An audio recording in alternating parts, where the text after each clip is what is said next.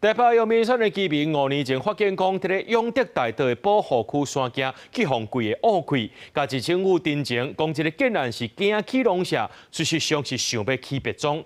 目前这市政府是要求因停工调查，咱若起责人提起诉愿，说去互驳回，提起行政诉讼。专案伫今仔日开庭，这居民也呼吁法院就要驳回诉讼，守护这保护区的环境。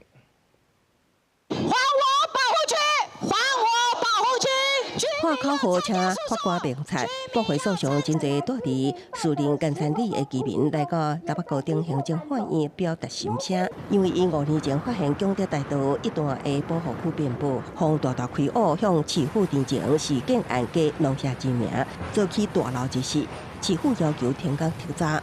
造成了阳明山的破窗效应，仿佛在告诉那些不是以农为业的人，可以新建假豪宅来获取不法暴利。我现在在豪大的时候，我完全没有办法睡觉，因为我就怕土石流、山崩。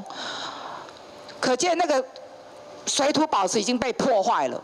实际来讲，永德大道一段的建地目前处伫停工状态，因为全案件照已经过期。你办公室呼吁法官守护保护区环境，也强调起诉人是大概内线交易案判刑，目前假释中会有4伊因为诉愿方驳回提起行政诉讼。